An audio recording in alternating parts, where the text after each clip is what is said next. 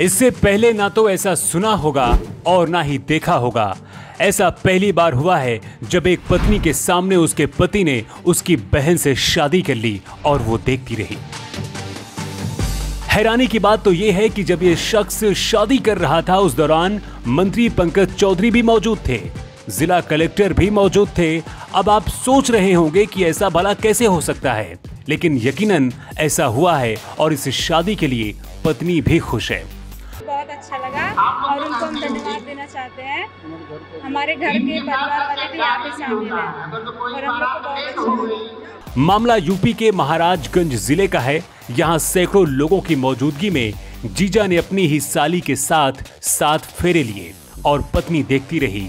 पत्नी भी खुश थी, साली भी खुश थी और जीजा भी। लेकिन कुछ देर बाद इस शादी को लेकर हड़कंप मच गया। अब पूरा मामला आपको समझाते हैं।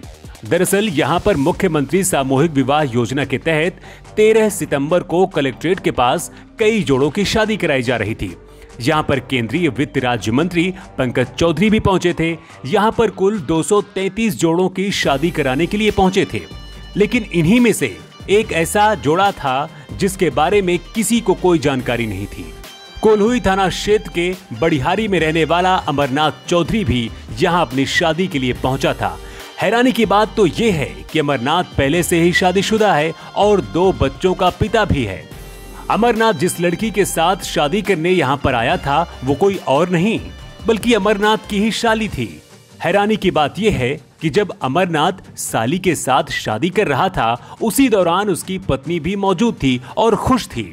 बाद में जब खुलासा हुआ तो हर किसी ने अपना सिर पकड़ लिया। पता चला कि यह शादी तो फर्जी थी और जिस साली के साथ अमरनाथ ने शादी की वो भी पहले से ही शादीशुदा है और ये सब कुछ सिर्फ शादी में मिलने वाले सरकारी अनुदान के लिए किया गया था।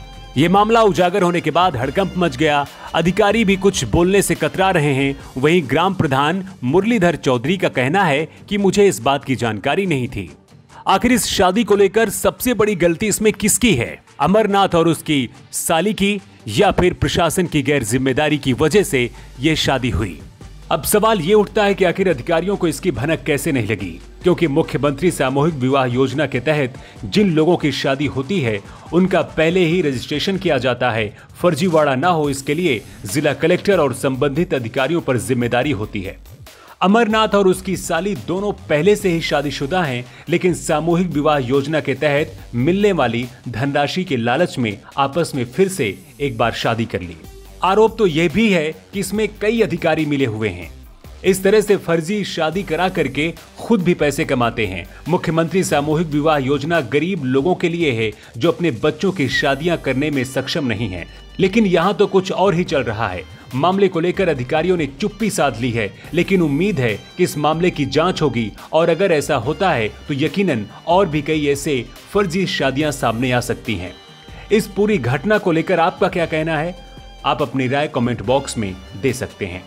महाराजगंज से न्यू टाइम्स के लिए विजय गुप्ता की रिपोर्ट।